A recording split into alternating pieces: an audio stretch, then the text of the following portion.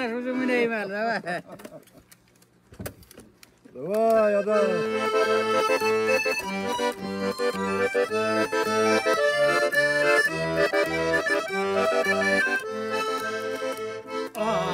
Şeşkeler gibi kar yavar, hatırlatıp yemem ay kişi, şömür çeşke otkan tuvaylar.